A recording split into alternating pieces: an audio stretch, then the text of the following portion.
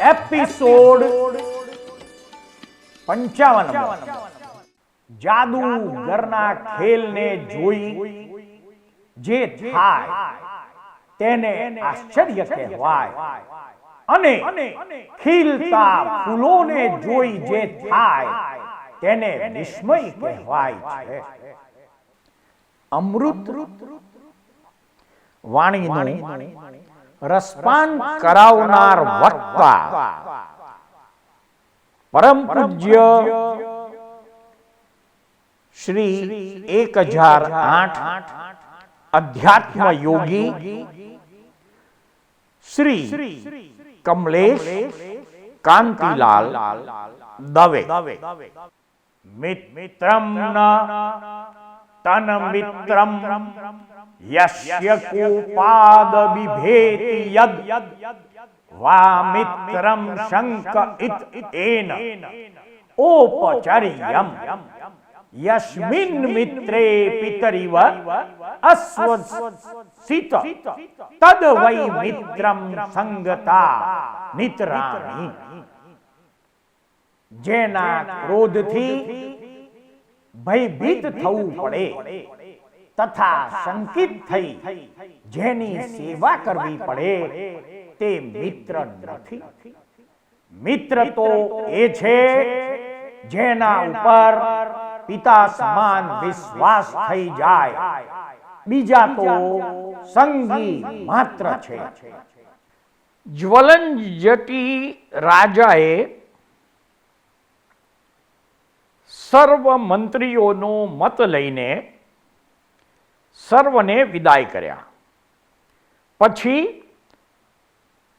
સંભી સ્તોત્ર નામના નિમિત્તિયાને બોલાવીને પૂછ્યું કે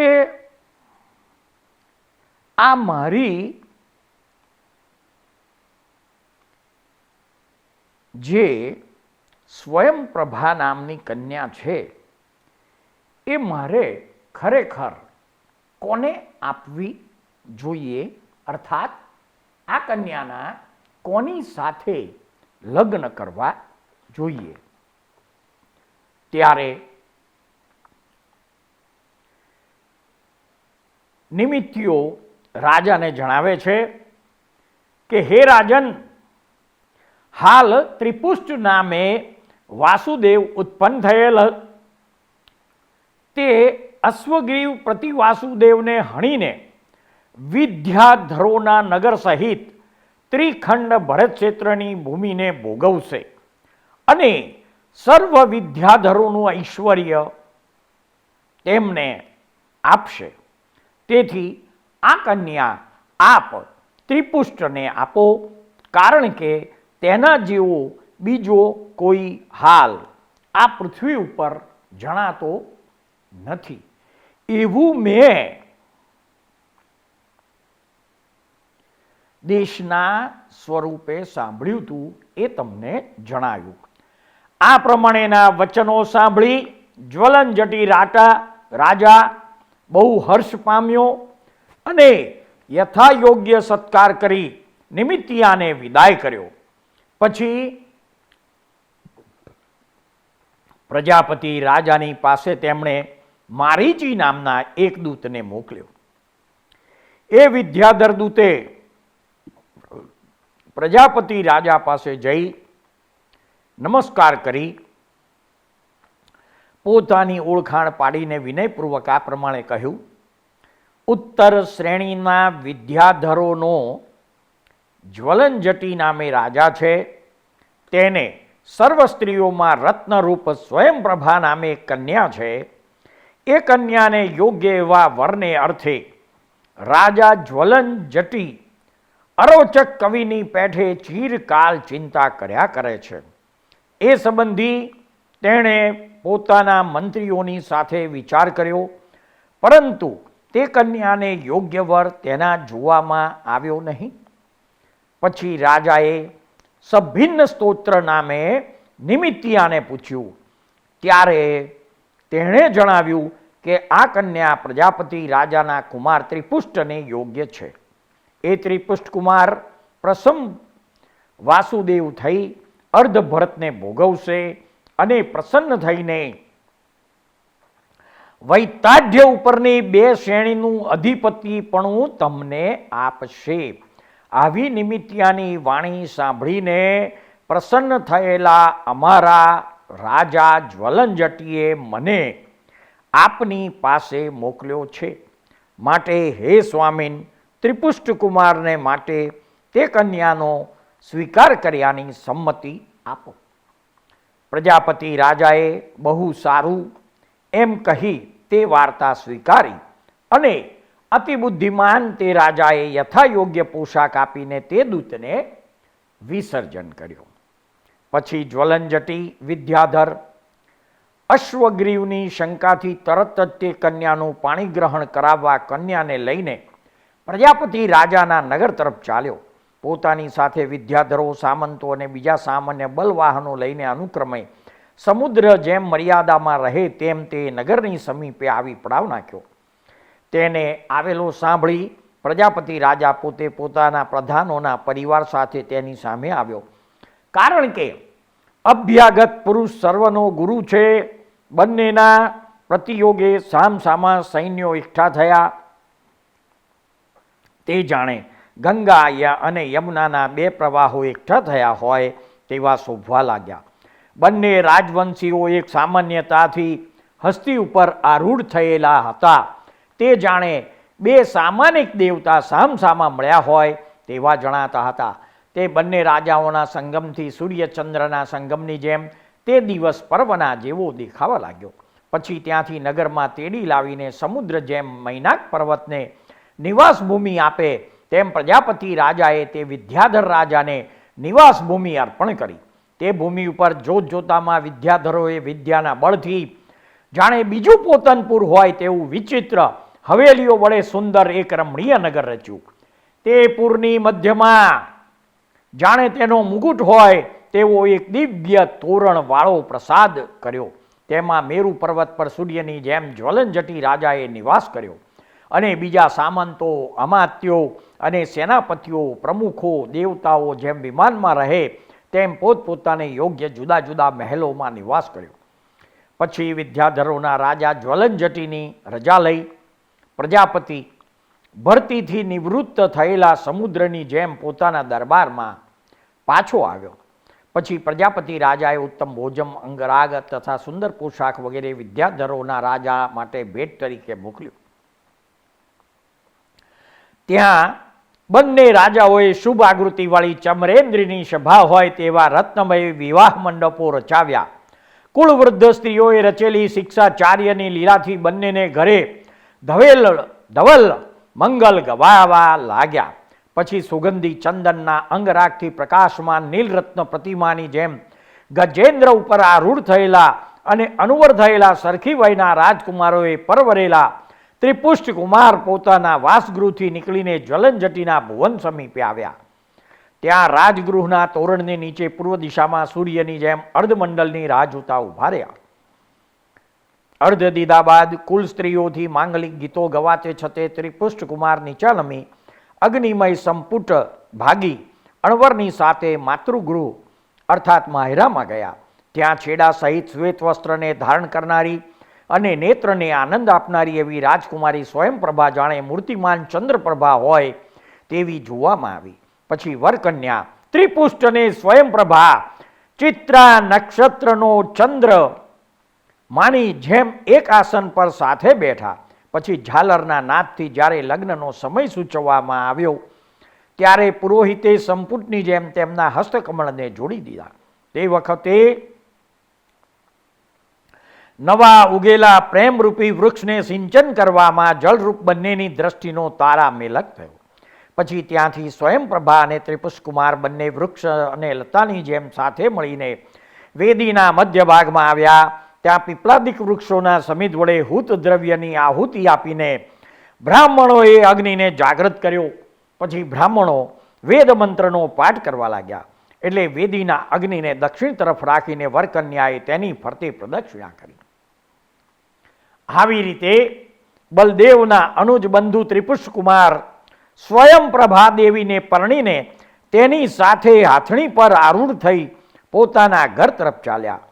ઉગ્ર ધ્વનિવાળા વાજિંત્રોના નાદથી સૂર્યના અશ્વને ઊંચા કર્ણવાળા કરતા એ ત્રિપુષ્ટ વાસુદેવે સ્ત્રી સહિત પોતાના ઘરમાં પ્રવેશ કર્યો. આ વૃત્તાંત બાતમીદાર રૂપ નેત્ર વડે જાણવામાં આવ્યાથી અશ્વગ્રીવ રાજા કે જે પ્રથમ સિંહને માર્યાની કથા સાંભળવાથી ક્રોધ પામેલો હતો તે વિશેષ ક્રોધાયમાન થયો. તેણે ચિંતવ્યું કે હું છતાં જ્વલનજટી જેવા વિદ્યાધર સ્ત્રી રત્ન બીજાને કેમ આપે, કેમ કે રત્ન તો રત્નાકરમાં જ હોય. તેથી તે આપનાર અને ગ્રહણ કરનારની પાસે કન્યાની યાચના કરવાને દૂતને મોકલવો, કારણ કે નીતિમાં દૂત પ્રથમ છે. આ પ્રમાણે મનમાં વિચારી એકાંતે નવા દૂતને બોલાવી બરોબર શીખવીને પોતનપુર તરફ મોકલ્યો. એ દૂત વાયુકુમારની જેમ શીઘ્ર ગતિએ જ્વલનજટી પોતનપુર હોવાથી ત્યાં જઈ પહોંચ્યો અને જ્વલનજટીને આ પ્રમાણે કહ્યું, દક્ષિણ લોકાર્ધની ઉપર સૌ ધર્મ ઇન્દ્રની જેમ દક્ષિણ ભરતાર્થનું રક્ષણ કરનાર હયગ્રીવ રાજાની આજ્ઞાથી હું તમને કહેવા આવ્યો છું કે તમારે ઘેર સ્વયંપ્રભા નામે કન્યા રત્ન છે, તે તમે મહારાજા હયગ્રીવ પાસે જઈને તેને આપો, કેમ કે ભરત ક્ષેત્રનું રત્ન બીજાને ઘેર હોય નહીં. વળી તે કટુ છાયાવાળા મહારાજ અશ્વગ્રીવ તમારા પણ સ્વામી છે, તો પુત્રી પણ તેમને જ આપવી જોઈએ, કારણ કે નેત્ર તો મસ્તકે જ શોભે. વળી આજ સુધી આરાધેલા અશ્વગ્રીવ રાજાને હવે પુત્રી ન આપીને કોપ પમાડો છો, તે ધમેલા સોનાને ફૂંક મારીને ગુમાવવા જેવું કરો છો, માટે તેમ કરવું યોગ્ય નથી. આવી રીતે દૂત કહી રહ્યો હતો એટલે જ્વલનજટી રાજાએ કહ્યું કે તે કન્યા તો મેં ત્રિપુષ્કુમારને આપી દીધી છે અને કન્યાદાન તો એક જ વાર થઈ શકે. વળી બીજી પણ વસ્તુ કોઈને આપી દીધી હોય તો પછી તેના ઉપર આપનારનો હક રહેતો નથી. તો આ કુળવાન કન્યાના સંબંધમાં તો તેમ શેનું જ સંભવે? તમે પોતે જ વિચારો. આ પ્રમાણે જ્વલનજટીએ દૂતને કહ્યું એટલે તે દૂત અંતઃકરણમાં કલુષિત થઈ ત્યાંથી નીકળ્યો અને ત્રિપુષ્કુમારની પાસે આવ્યો, કારણ કે દૂત પોતાના સ્વામીના સંદેશાને જ લઈ જનારો હોય છે. તેણે ત્રિપુષ્કુમારને કહ્યું, જગતનો જય કરનાર અને આ પૃથ્વીના ઇન્દ્ર અશ્વગ્રીવ રાજાએ મારી સાથે તમને કહેવરાયું છે કે જેમ મુગ્ધ વટે માર્ગુ રાજાના ઉદ્યાન સંબંધી વૃક્ષના ફળને ગ્રહણ કરે, તેમ મારે યોગ્ય એવી સ્વયંપ્રભા કન્યા તે ગ્રહણ કરેલી છે. બંધુઓ સહિત તમારો હું નિયંતા સ્વામી છું અને મેં તમારું ઘણા કાળથી રક્ષણ કરેલું છે, માટે એ કન્યા રત્નાને તું છોડી દે. સેવકોને સ્વામીનું શાસન પ્રમાણ કરવું યોગ્ય છે. આવા દૂતના વચન સાંભળી વિકટ ભ્રકુટી ચડાવવા વડે ભાલ સ્થળને ભયંકર કરતો અને રાતા લોચનથી કપોળની શોભાને ધારણ કરતો ત્રિપુષ્કુમાર બોલ્યો, હે દૂત, તારો સ્વામી શું જગતમાં આવો ન્યાય પ્રવર્તાવે છે? આહા, લોકોમાં અગ્રેસર ગણાતા એરા તારા સ્વામીની કેવી કુલીનતા છે! આ ઉપરથી મને એમ લાગે છે કે તેણે પોતાના દેશમાં રહેલી અનેક કુલ સ્ત્રીઓને ભ્રષ્ટ કરી હશે, કેમ કે યુવાન મારજારની પાસે દૂધનું રક્ષણ કેમ થઈ શકે? અમારી ઉપર તો તેનો સ્વામિત્વ હક શા માટે જ હોય, પણ આવો માર્ગ લેવાથી બીજે ઠેકાણે પણ તેનો સ્વામિત્વ હક હશે તે થોડા વખતમાં ચાલ્યો જવાનો છે. તે શાલીના ભોજનની પેઠે હવે જો જીવવાથી તૃપ્ત ગઈ ગયો હોય તો સ્વયંપ્રભા લેવાને પોતે જાતે ખુશીથી અહીં આવે. હે દૂત, તું હવે અહીંથી શીઘ્ર ચાલ્યો જા, કેમ કે દૂતપણાને લીધે તું અવધ્ય છે. વળી અહીં આવેલા તે હયગ્રીવને જ હણવાને અમે ઈચ્છીએ છીએ. આ પ્રમાણે કહેવાથી જાણે ચાબુક મારી હોય તેમ તે દૂત ઉતાવળો ત્યાંથી નીકળીને એકદમ પોતાના રાજા અશ્વગ્રીવ પાસે આવ્યો અને સર્વ વૃત્તાંત તેમને નિવેદન કર્યું. આ વૃત્તાંત સાંભળીને હયગ્રીવના નેત્ર રાતા થઈ ગયા, દાઢો અને કેસ ફૂરવા લાગ્યા, દાંતો વડે તે હોઠ કરડવા લાગ્યો, શરીર ધ્રુજવા લાગ્યું અને ભયંકર ભ્રુકુટીથી તેનું લલાટ વિકટ જણાવવા લાગ્યું. એવું ઉગ્ર રૂપ કરી તેણે અવજ્ઞા અને કોપ સહિત વિદ્યાધરોના અધિપતિઓને આ પ્રમાણે કહ્યું, આહા, જ્વલન જટીને દેવે કેવી દુર્બુદ્ધિ આપી કે જેથી સૂર્યની સામે જેમ કાકીડો થાય તેમ તે મારી સામો થયો. તેનું કુલીનપણું કેવું કે જેણે મારા જેવા યોગ્યને છોડી પોતાની પુત્રીને પ્રજાપતિ રાજાના પુત્રની સાથે પરણાવી. એક સર્વમૂર્ખમાં શિરોમણી મૂર્ખ તો જ્વલનજટી, બીજો પ્રજાપતિ, ત્રીજો સાવકી બહેનનો પુત્ર ત્રિપુષ્ટ અને ચોથો સગપણની ગણતરી વડે થયેલો પોતાના પિતાનો સાળો અચલકુમાર, એ સર્વે નિર્લજ્જ થઈ મરવાને જ ઈચ્છનારા છે અને તેથી જ સિંહની સામે શિયાળની જેમ તેઓ મારી સામે લડવાને ઈચ્છે છે. તેથી હે વિદ્યાધરો, પવન જેમ મેઘને, સિંહ જેમ હરણોને અને કેસરી સિંહ જેમ હાથીઓને પરાભવ પમાડે તેમ તમે જઈને તેનો પરાજય કરો. જેના હાથમાં રણ કરવાની કંડુ આવ્યા કરતી હોય એવા તે વિદ્યાધરો તૃષાવાળા પુરુષો જેમ જળ મરવાથી હર્ષ પામે તેમ પોતાની પ્રભુની આવી આજ્ઞાથી ઘણો હર્ષ પામ્યા. તે પરાક્રમી વીરો જુદા જુદા યુદ્ધની પ્રતિજ્ઞા કરતા જાણે આકાશને ફોડતા હોય તેમ ભુજાઓનો આસ્ફોટ કરવા લાગ્યા. સંગ્રામના કૌતુકથી મિત્રોની જેમ અમિત્ર શત્રુઓ ઉપર ઉત્કંઠા બતાવતા મારી પહેલાં બીજો જીતે નહીં એવું પરસ્પર ધારીને ત્વરા કરવા લાગ્યા. ચાબુકોથી ઘોડાઓને, અંકુશથી હાથીઓને, પરોણાથી વૃષભોને અને લાકડીઓથી ઊંટોને પ્રહાર કરી ઉતાવળે ચલાવવા લાગ્યા. તરવારોને નચાવતા, સ્ફુર જાતના અસ્ત્રોને વિસ્તારતા, ભાથાઓને સજ્જ કરતા, ધનુષ્યની પણચનો ટંકાર કરતા, મુદગરોને ભમાડતા, મોટી ગદાઓને ચલિત કરતા, ત્રિશલ્પીને ફોડતા અને પરિગ અર્થાત ભૂંગલને ધારણ કરતા તે વીરો કોઈ આકાશ માર્ગે અને કોઈ પૃથ્વી માર્ગે યુદ્ધના કૌતુક વડે એકદમ પોતનપુર આવી પહોંચ્યા. તેઓનો દૂરથી મોટો કોલાહલ સાંભળીને આ શું એમ પ્રજાપતિ રાજા એકાએક વિસ્મય પામ્યા. ત્યારે જ્વલનજટીએ કહ્યું, આ અશ્વગ્રીવ રાજાની આજ્ઞાથી તેના સુભટો આવે છે તો તે ભલે આવે, તમે મારું યુદ્ધ કૌતુક જુઓ. મારી પહેલાં ત્રિપુષ્ટકુમારને કે અચલકુમારને યુદ્ધ કરવાની જરૂર નથી. આ પ્રમાણે ઉત્સુક થઈને જ્વલનજટી પરિકર બાંધી યુદ્ધ કરવા તૈયાર થયો. અશ્વગ્રીવના તમામ સુભટો તેની ઉપર એક સાથે ક્રોધથી પ્રહાર કરવા લાગ્યા. કારણ કે જ્યારે પોતાના પક્ષનો માણસ પરપક્ષમાં જોવામાં આવે ત્યારે ક્રોધ સહજ ઉત્પન્ન થાય છે. અપવાદ રહિત એવા જ્વલનજટીએ અપવાદથી ઉત્સર્ગની જેમ તેઓના શસ્ત્રોનો પોતાના શસ્ત્રોથી નાશ કર્યો અને પછી ઉત્પાત કાળનો મેઘ જેમ કરાની વૃષ્ટિથી હાથીઓને ઉપદ્રવ પણ આવે તેમ પોતાના તીક્ષ્ણ બાણોથી વૃષ્ટિથી તે સર્વ સુભટોને ઉપદ્રવિત કર્યા. સહજ વારમાં વાદી જેમ સર્પોના ગર્વને હરી લે તેમ તેઓના વિદ્યાબળ અને ભુજબળના ગર્વને જ્વલનજટીએ હરી લીધો. પછી તેઓને કહ્યું, અરે વિદ્યાધરો, ચાલ્યા જાઓ, અનાથ અને ગરીબ એવા તમને કોઈ મારશે નહીં.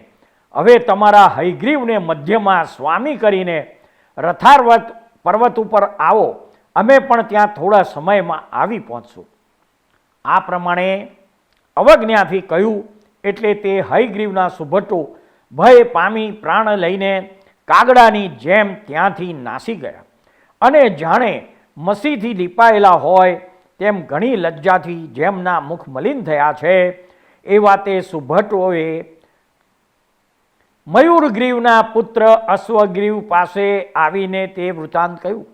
તેઓની વાણીથી આહુતિ વડે અગ્નિની જેમ નીલાંજનાનો પુત્ર અને અક્ષય ભુજ પરાક્રમવાળો અશ્વગ્રીવ રાજા કોપથી રાતા વિકરાળ નેત્ર કરી અને રાક્ષસની પેઠે ભયંકર રૂપ ધરી પોતાના સામંત, અમાત્ય અને સેનાપતિ વગેરેને આ પ્રમાણે આજ્ઞા કરવા લાગ્યા. અરે વીરો, સર્વ પ્રકારની તૈયારીમાં તમે સત્વર આવો અને ઉછળતા સમુદ્રની જેમ બધું સૈન્ય એક સાથે પ્રયાણ કરે તેમ કરો.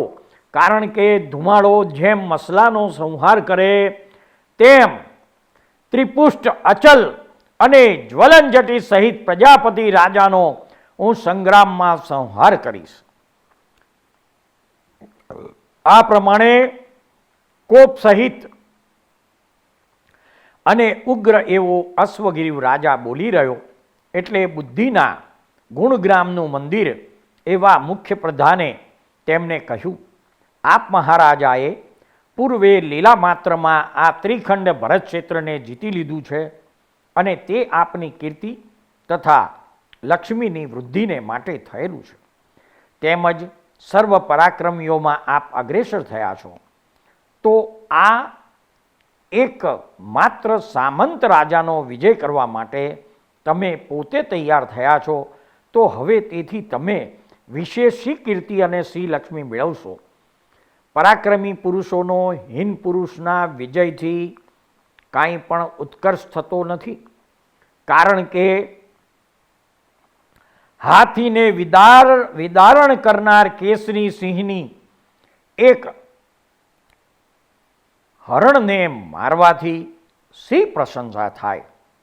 પણ કદી જો હીન પુરુષનો દેવયોગે વિજય થાય તો પૂર્વે ઉપાર્જેલો સર્વ યશ એકી સાથે ચાલ્યો જાય છે. કેમ કે રણની ગતિ વિચિત્ર છે.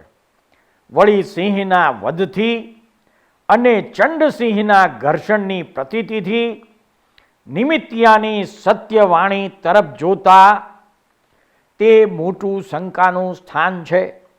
માટે હે પ્રભુ, આ વખતે 6 ગુણોમાંથી આસનનો ગુણ ધારણ કરવો ઉચિત છે. મોટો હાથી પણ અજ્ઞાતપણે દોડવાથી કાદવમાં ખૂંચી જાય છે. આ બાળક સાહસ કરનારો છે, તેથી કદી અષ્ટાપદની જેમ એકદમ ઉછળીને તે પોતાનો જ ભંગ કરશે તો તમારું હિત અહીં બેઠા બેઠા સિદ્ધ થશે. હે પૃથ્વીપતિ, જો કદી આમ બેસી રહેવાનું સહન કરવાને તમે અસમર્થ હો તો તમારા સૈન્યને તેની સામે જવાની આજ્ઞા કરો. કેમ કે તમારા સૈન્યના પરાક્રમને પણ કોઈ સહન કરી શકે એમ છે નહીં. રાજાએ અભિમાનના આવેશથી મંત્રીની આવી સત્ય અને હિતકારી વાણીનો અનાદર કર્યો.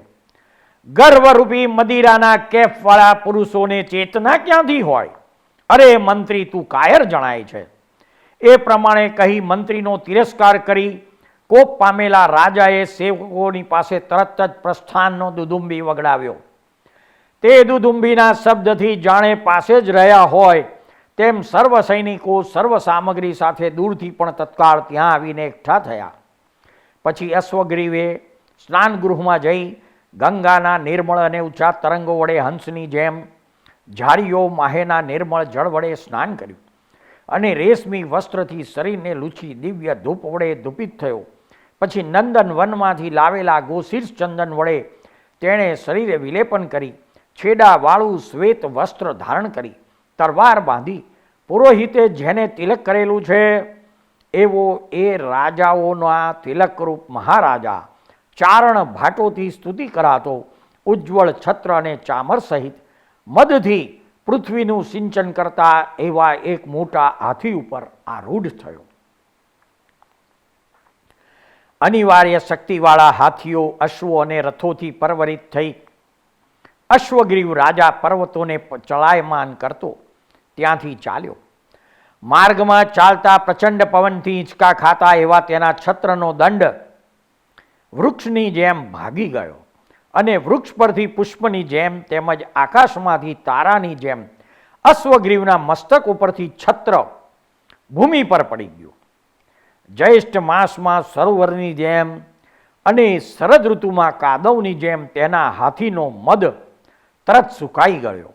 જાણે કાળથી ભય પામ્યો હોય તેમ તેણે મૂત્રોત્સર્ગ કરવા માંડ્યો અને વિરસપણે ગર્જના કરી પોતાનું મસ્તક નીચું નમાવ્યું.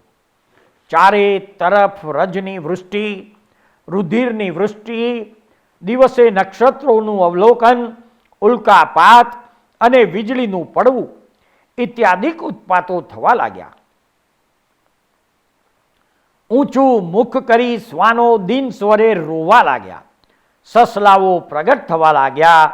ચિલ્લાઓ આકાશમાં ફરવા લાગી. કાકોલ પક્ષીઓ પોકારવા લાગ્યા. માથા ઉપર ગીધ પક્ષીઓ વધવા લાગ્યા અને કપોત પક્ષી ધ્વજ પર આવીને બેઠો. આ પ્રમાણે અશ્વગ્રીવ રાજાને અપશુકનો થયા. આવા નઠારા અપશુકનોને પણ અવગણીને યમરાજના પાસથી જાણે આકર્ષાયો હોય તેમ તે ઉચ્છૃખલ થઈને આગળ ચાલ્યો. તે વખતે આવા અપશુકનો હોવાથી ઉત્સાહ રહિત થયેલા વિદ્યાધરો અને રણની ઉત્કંઠા વગરના રાજાઓ સ્વાધીન છતાં પણ જાણે તેઓને વેઠે પકડ્યા હોય તેમ આવીને અશ્વગ્રીવને વીંટાઈ વળ્યા.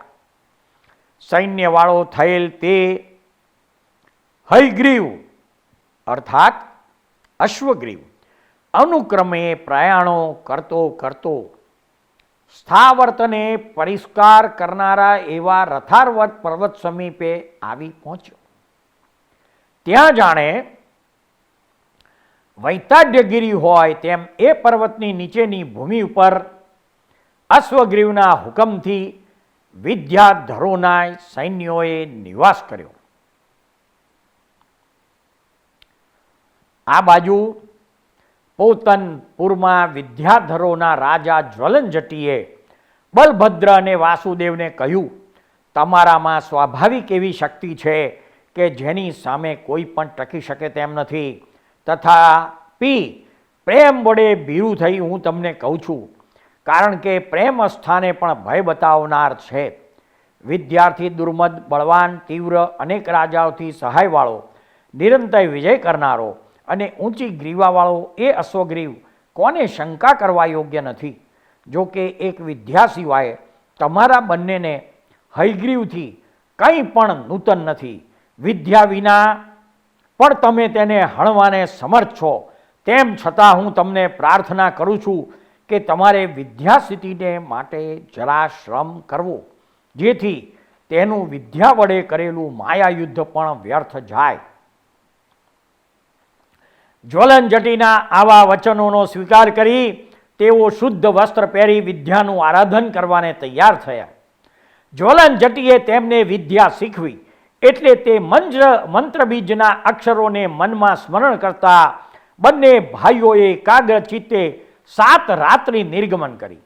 7મે દિવસે શેષનાગનો પણ કંપ થયો અને સર્વ વિદ્યાઓ ધ્યાનારૂઢ એવા બલભદ્ર તથા વાસુદેવને પ્રાપ્ત થઈ. આ વિદ્યાઓના નામો આપણે જાણવા પ્રયત્ન કરીશું. તો કે કઈ કઈ વિદ્યાઓ પ્રથમ વાસુદેવ, ત્રિપુષ્ટ તથા પ્રથમ બલરામ અચલને પ્રાપ્ત થઈ. તો કે ગારુડી, રોહિણી, ભુવન ક્ષોભણી, કૃપાણ સ્તંભની, શ્યામ શુંભની, વ્યોમચારિણી, તમિશ્રકારિણી, સિંહ ત્રાસિની, વેગાભિગામિની, વૈરી મોહિની, દિવ્ય કામિની, રગ્રવાસિની, કૃષાણુવશિની, નાગવાસિની, વારી શોષણી, ધરિત્રવારિણી, બંધપોચની, વિમુક્ત કુંતળા, નાનારૂપિણી, લોહ શૃંખલા, કાલ રાક્ષસી, છત્રદશદિકા, શૂલ ક્ષણશૂલિની, ચંદ્રમૌલી, વૃક્ષમાલિની, સિદ્ધતાડનિકા, પિંગનેત્રા, વનપેશળા, ધ્વનિતા, અહિફણા, ઘોષિણી અને બિરુભીષણા નામોવાળી વિદ્યાઓએ બલભદ્ર, અચલ તથા પ્રથમ વાસુદેવ ત્રિપુષ્ટને કહ્યું કે અમે તમારે વશ છીએ. વિદ્યા સિદ્ધ થવાથી બંને જણા ધ્યાનમુક્ત થયા. પછી ત્રિપુષ્ટ વાસુદેવે પોતાના જ્યેષ્ઠ બંધુ અચલ બલભદ્ર સાથે પ્રજાપતિ અને જ્વલનજટી વગેરેથી યુક્ત એવું મોટું સૈન્ય લઈ શુભ દિવસે પ્રયાણ કર્યું. જાણે ગરુડો હોય તેવા વેગવાન મોટા પંચરંગી અશ્વોથી, જાણે જયલક્ષ્મીના મંદિરો હોય તેવા શત્રુઓને આસ્કંદ કરનારા રથોથી, ઐરાવસ્ત હસ્તીને ઉલ્લંઘન કરનારા મનોદ્વત હાથીઓથી, જાણે કેસરી સિંહ હોય તેવા ફાળ દઈને ચાલતા ઉત્તમ પેદલોથી અને આકાશચારી તથા ભૂમિચારી લોકોથી આકાશ અને ભૂમિને આચ્છાદન કરતા સ્વજનોની જેમ અનુકૂળ શુકનોને પ્રેરેલો વાજિંત્રોના નાદથી અને અશ્વ તથા ગજોના શબ્દથી દશે દિશાઓને ભેદતા અને મોટાય સૈન્યોના ભારથી પૃથ્વીને કંપાવતો ત્રિપુષ્ટ વાસુદેવ પોતાના દેશના સીમાડા પર આ રહેલા શિલાસ્તંભ હોય તેવા રથાર્વર્ત પર્વત પાસે આવી પહોંચ્યો. બંને સૈન્યમાં તમે આ યુદ્ધભૂમિમાં સભ્ય થવા આવો એમ પોતાના સ્વર વડે જાણે દેવતાઓને બોલાવતા હોય તેમ વાજિંત્રો વાગવા લાગ્યા. સૃષ્ટિના અદ્ભુત રહસ્યો નામાભિધાનથી અલંકૃત થયેલી ધારાવાહિક કથા ના આ એપિસોડને શાંતિથી ધીરજપૂર્વક સાંભળનાર પ્રત્યેક શ્રોતાનો તથા આ એપિસોડ નિહાળનાર પ્રત્યેક દર્શકોનો અમો સાચા અંતસ્કરણપૂર્વક ખૂબ ખૂબ આભાર માનીએ છીએ. જય સચ્ચિદાનંદ.